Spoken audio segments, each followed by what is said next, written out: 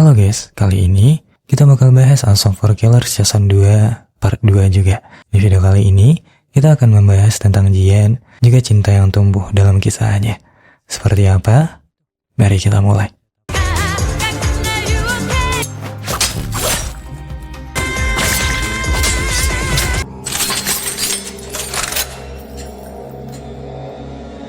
Jian dan Wojin akhirnya bisa kembali ke pulau setelah pemeriksaan polisi tak menemukan apapun. Jian hanya bisa langsung pergi, meninggalkan Wojin yang tak tahu harus berbuat apa setelah ketahuan membawa senjata dan berhubungan dengan Murderhub. Setelah menolak permohonan dari Wojin yang ingin menjelaskan, Jian langsung mengecek situs Murderhub dan ia menyadari bahwa situs yang ia lihat adalah situs yang berbeda dari situs pamannya. Di tengah kepanikan, jika ditambah gangguan hantu Songju yang selalu menerornya, Jian sempat berpikir untuk kabur. Namun ia tiba-tiba teringat akan tas yang dulu diberi beradar, dan di sana ada beberapa panduan, juga beberapa alat yang bisa membantu Jian, seperti kamera rahasia yang kini Jian gunakan untuk mencari tahu siapa Wojin sebenarnya. Kita tiba-tiba dibawa jauh ke masa lalu. Saat itu, sedang terjadi penyekapan dan anggota Babylon Jepang sedang dalam misi penyelamatan. Namun dalam kurangnya informasi saat itu, Q meminta untuk menahan serangan. Namun Kusanagi yang merupakan pemimpin operasi meminta Jun dan rekannya untuk segera beraksi. Baginya, beberapa teroris yang sedang bermain adalah santapan yang mudah. Q tetap meminta menahan diri. Akan tetapi, Jun tetap memaksa untuk masuk. Dan akhirnya, operasi yang dimulai dengan mulus itu berakhir dengan kegagalan. Q mau tak mau harus kembali membantu Jun yang ternyata adalah adiknya. Namun di detik akan membantu, bantuan dari Korea datang kala itu, dan Jinman langsung menyelamatkan Q yang ia kira adalah warga sipil. Dan pertemuan pertama itu dibuka dengan Q yang saat itu sedang terpesona. Setelah melanjutkan misi dan berhasil mengamankan Naratama yang disandra, Jinman terkejut dengan musuh yang tiba-tiba mengancam Q, juga para Naratama. Namun sergapan itu ditutup dengan kedipan, yang berarti misi berhasil diselesaikan. Saat itu, Jinman bertemu dengan Kusanagi. Kusanagi menjelaskan bahwa kemunculan Babylon cabang Korea dalam misi itu sangat dipertanyakan karena tidak adanya konfirmasi. Namun bukannya menjelaskan, Jinman malah seolah menyalahkan bahwa perintah Kusanagi sangat buruk yang menyerang dalam minimnya informasi. Meski pertemuan bersama Kusanagi adalah pertemuan yang buruk, Jinman akhirnya berkenalan dengan Q, juga adiknya. Di tengah hatinya yang masih terbang karena pertemuan pertama tadi, Q langsung mengajak Jinman untuk minum bersama.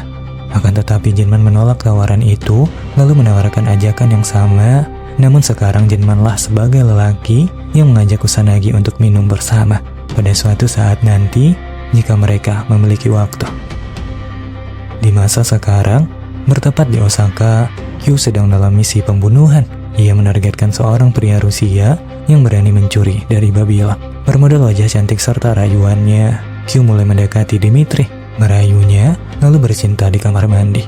Akan tetapi, bercinta yang dimaksud adalah momen di mana Dimitri berhasil dibunuh.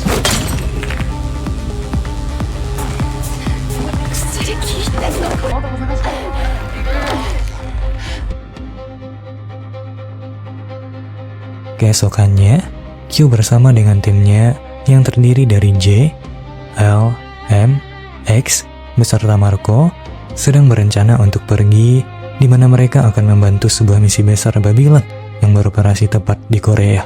Sesampainya di Korea, Q memulai kehadiran dengan keramah tamahan, namun basa-basi itu tak berpengaruh pada Bell. Bell menyambut mereka dengan mengatakan bahwa Q dan timnya hanyalah para bajingan kecil yang dikirim untuk menangkap Jinman. Harapan pertama Babylon kini dimulai. Diawali dengan fakta bahwa Kusanagi menolak negosiasi yang Jinman berikan, serta Kusanagi yang bahkan sudah memulai rencananya. Di mana Kusanagi lah yang ternyata membuat Murderhub baru yang akses dan penggunanya lebih bebas dan dengan batas pelanggan yang sudah mereka capai. Semua pelanggan Murderhub tipuan itulah yang kini sedang mengincar Jian yang dipasang bounty oleh Kusanagi di sana. Semua itu Kusanagi lakukan karena menyadari bahwa Jian adalah satu-satunya kelemahan Jinman. Rapat ditutup dengan penargetan Jian serta semua rekan-rekan Jinman, juga kejengkelan Jun akan hadirnya Bell dalam misi mereka. Mereka takut Bel akan menjadi pengganggu dan menggagalkan misi itu. Scene beralih pada Jian. Ia makin dibingungkan dengan aplikasi Murderhub. Jian lalu menanyai Brother tentang hal itu, dan Brother menjawab bahwa Murderhub itu bukan perbuatannya dan sang paman, dan Brother meminta Jian untuk lebih berhati-hati. Dan setelahnya, Jian pergi memata-matai Wu Jin yang ia lihat akan pergi melaut di tengah malam. Di sana, Wu Jin bertemu dengan seorang kakek yang membawa beberapa anak-anak, yang salah satunya sedang terluka. Wu Jin bersikeras untuk membawanya ke rumah sakit, namun sang kakek enggan melakukan itu karena hal itu bisa mengungkap semua hal yang telah mereka lakukan, dan hal itu membuat mereka bisa masuk penjara. Akan tetapi, Wu Jin tetap bersikeras dan mengatakan bahwa ia tak masalah masuk penjara dan akan menyelamatkan anak itu. Sang kakek yang merasa terancam tak bisa menahan diri dan hendak menyerang Wu Jin. Setelah kejadian itu, Jian membantu pengobatan sang anak sehingga tak harus dibawa ke rumah sakit. Wu Jin menjelaskan bahwa selama ini ia membantu para orang tua yang bekerja di Korea menggunakan visa. Ia menyelundupkan anak-anak mereka ke Korea untuk mempertemukan para orang tua itu dengan anak-anak mereka yang masih kecil yang sangat tak mungkin untuk bertahan sendiri. Jian juga sempat mempertanyakan tentang senjata yang dulu Wu Jin bawa, juga situs Murderhub di HP-nya. Dan ternyata semua itu adalah barang bawaan titipan kapten yang merupakan kakek-kakek yang sebelumnya Jian hajar. Wu Jin juga dapat situs itu dari sang kakek, namun tak pernah mengaksesnya karena tak bisa melakukan verifikasi. Kembali ke Babylon, Kusanagi memulai kepemimpinannya dengan sebuah operasi yang ia tujukan untuk melihat kepatuhan Bel. Q bisa menerima Bel dalam misi pembunuhan Jinman jika Bel menuruti perintah dan bekerja sama dalam misi itu. Dan jika tidak, Q diberi izin untuk menghabisi Bel. Misi itu menggunakan para gangster sebagai tumbalnya, dan mereka harus menghabisi 2 gangster itu dalam semalam, dan Bel harus membantu dalam pertarungan. Dibuka dengan kedatangan yang cukup heboh, misi yang menentukan kelangsungan Bel di tim ini kini dimulai.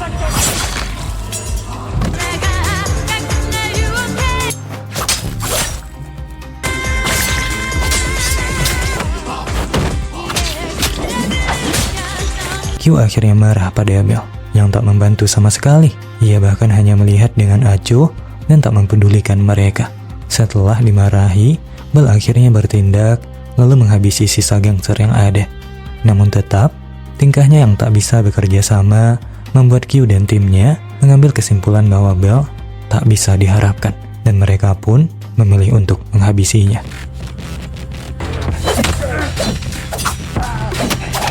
Tiba-tiba, Kusanagi menarik perintah dengan alasan bahwa mereka membutuhkan Bel untuk memburu Jinman. Meski sempat menolak, Q mau tak mau tetap harus tunduk pada perintah. Kita kembali pada Jian yang kini mulai membuka hati pada Wu Jin setelah mendengar cerita dari para nenek di sana bahwa Wu Jin telah kehilangan ayah ibunya sedari kecil, serta kakeknya yang kehilangan nyawa di laut. Nenek-nenek itulah yang dulu bergantian mengasuh Wu Jin, dan mereka sudah layaknya ibu bagi Wu Jin. Dan alasan itu juga kenapa Wu Jin tetap bertahan di desa, karena ia ingin mengurus para nenek-nenek yang ia cinta. Siang itu, Jian mengajak Wu Jin untuk menghabiskan daging babi pemberian nenek bersama. Jian mengatakan bahwa Wu Jin tak harus menyerahkan diri ke polisi, dan Jian akan pura-pura tidak tahu. Wu Jin sangat berterima kasih akan hal itu, karena dengan begitu, ia bisa tetap mengurus nenek-nenek yang ia sayangi. Dan sejak saat itu, dalam hari-hari kelamnya selama ini, Jian menemukan kebahagiaan hidupnya di sana. Wu Jin yang mulai menemaninya berlari, para nenek yang mulai mencintai, serta kepercayaan yang kini Jian miliki. Dan karena itu, Jian tak lagi memantau seisi desa, namun hidup untuk dirinya, juga untuk hatinya. Dan dalam hari-hari indah itu, untuk pertama kalinya, Jian memeluk orang yang ia sukai. Scene beralih pada seorang pria bernama Yong. Ia sedang diamuk amarah karena senjata yang ia miliki telah menghilang, dan saat itu ia sedang menargetkan seorang gadis. Dimulai dengan si kakek yang menjadi jalur senjata mereka sebelumnya yang saat itu dibuang Wu Jin. Mereka mengancam sang kakek dengan informasi posisi Jian atau ia akan mati di tempat. Dan setelahnya, di tengah asmara dan cinta yang baru saja Jian rasa, Yong menyapa Jian di malam itu. Sapaan itu menjadi titik akhir dari kebahagiaannya. 정재환이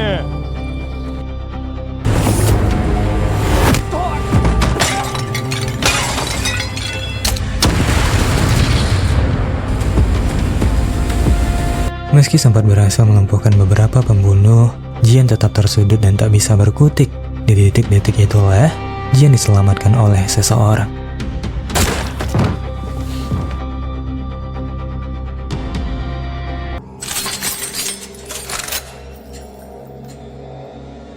Tanpa disadari, Jinman dan rekannya juga ternyata sudah ketahuan. Babylon sudah mengepung mereka, dan mereka harus menangkap Jinman hidup-hidup. Sedangkan Jun adalah pemimpin operasi di malam itu.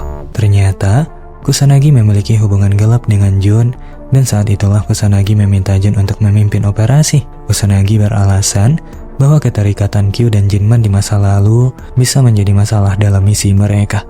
Namun bukannya mempertanyakan putusan itu, Q justru lebih mempertanyakan kenapa Kusanagi masih mempertahankan Bell. Karena bagaimanapun, Bell sangat tidak bisa dikendalikan. Dan setelahnya, Q pergi melakukan misi yang berbeda. Kembali ke pelabuhan, Jun dan Bell sempat beradu argumen karena Jun meminta Bell untuk mengikuti perintah dan tidak membunuh sang target. Namun Bell justru membalas bahwa Jun bisa saja mati lebih dulu. Semua percakapan itu diterjemahkan oleh Marco yang ternyata bisa berbahasa Korea. Di tengah misi itu, mereka menemukan sebuah kontainer jebakan, namun Bell tetap masuk saat itu dan mengejek Jun sebagai penakut karena tak berani untuk masuk.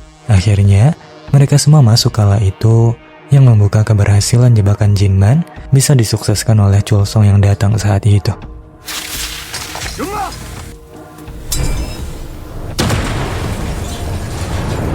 Beberapa prajurit serta Marco berhasil ditumbangkan, meninggalkan Jun dan Bell yang berhasil selamat dari ledakan.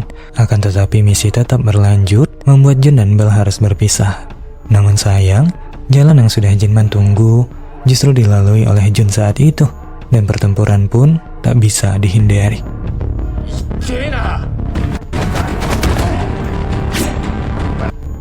Di tengah pertarungan serta Jinman yang menahan diri karena mengenal Jun, Jinman terpaksa kabur karena Bell sudah datang.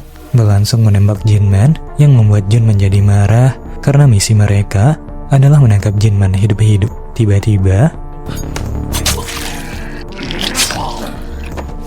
kejadian itu membuat semua orang terkejut, termasuk Kusanagi yang merupakan kekasih Jun. Namun ia harus berusaha tetap kuat dan scene pun berlanjut ke dalam pertarungan. Jinman kini mencoba kabur lewat kontainer yang Chul Song kendalikan. Tiba-tiba, Bell menyerang saat itu dan berhasil menggapai kontainer. Ternyata, posisi Bell di kontainer saat ini merupakan jebakan yang sudah Jinman pasang. Jinman sudah menyiapkan kacamata malam dan ia akan menghabisi Bell di dalam kegelapan. Meski sempat disudutkan, serta kaca malamnya yang direbut, semua itu ternyata masih dalam strateginya. Dan saat itu, Bell akhirnya menemui titik akhir.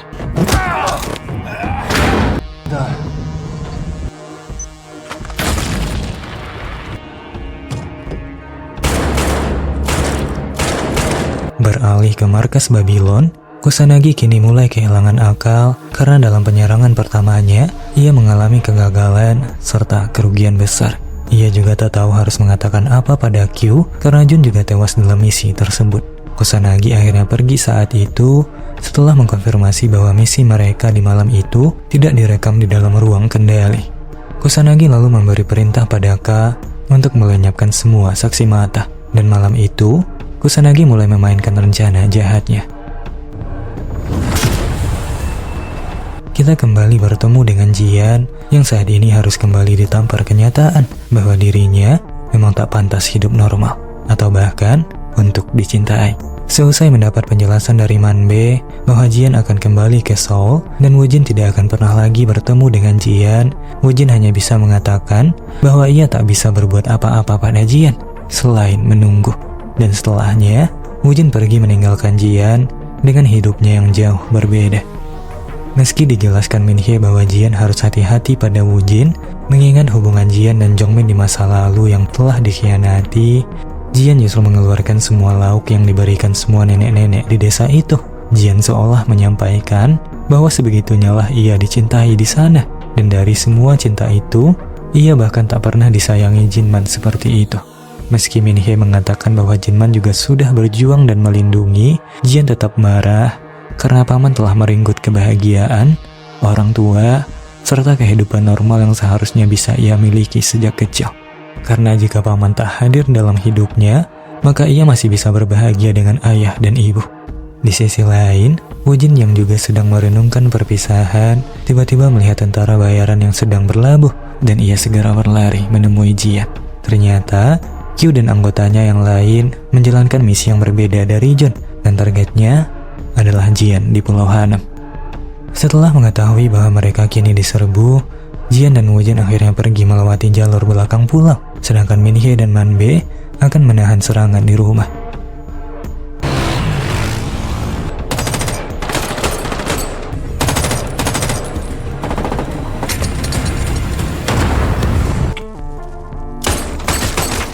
Namun pelarian Jian tak luput dari pantauan Ron, dan Q mulai mengejar mereka, disusul oleh Minhye yang tiba-tiba muncul di belakang mereka setelah menghabisi semua tentara di rumah. Di tengah aksi kejar-kejaran itu, beberapa tentara bayaran berhasil dilumpuhkan, namun Minhye juga terhenti di sana.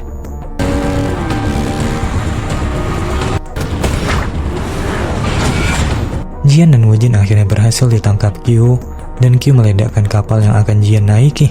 Ia lalu mengancam Jian untuk ikut dan menyerahkan diri dengan baik, atau Jinwoo akan berakhir dibunuh. Tiba-tiba, Minhye hadir kala itu dan berhasil membuat Q pingsan. Mereka langsung menuju kapal Wujin dan memulai pelarian. Q kembali tersadar saat itu dan ia langsung kembali menyerang. Meski pertarungan antara Minhye dan Q sempat terjadi, Jin menutup perkelahian dengan pistol suar yang ia temukan.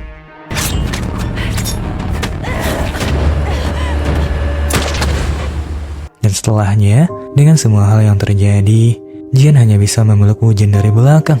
Ia lalu meminta maaf karena telah melibatkan Wujin dalam semua itu. Wujin hanya bisa menguatkan hati kala itu dan dengan tulus menerima kenyataan yang ia hadapi. Wujin lalu menyampaikan bahwa ia akan menjaga Jian di sana. Bersamaan dengan air mata yang menetes, Jian mencium Wujin saat itu. Jian ingin Wujin tetap tenang dan Jian juga akan menjaganya. Tiba-tiba, serangan ternyata masih berlanjut, dilanjutkan oleh bawahan Q bernama X yang kini menyerang.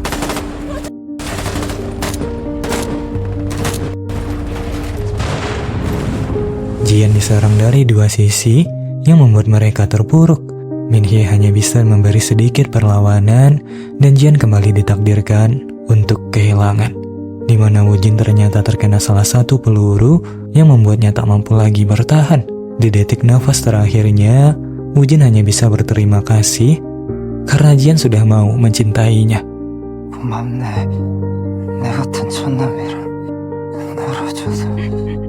Di tengah luka dan serangan yang sudah sangat melukai hati dan raganya, Jian kembali meneriaki pamannya 3 kali. Dan setelahnya, Jinman datang bersama helikopter lalu menyelamatkan mereka.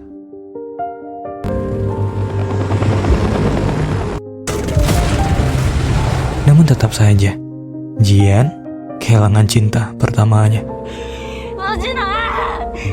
Bagaimanakah nasib Jian selanjutnya?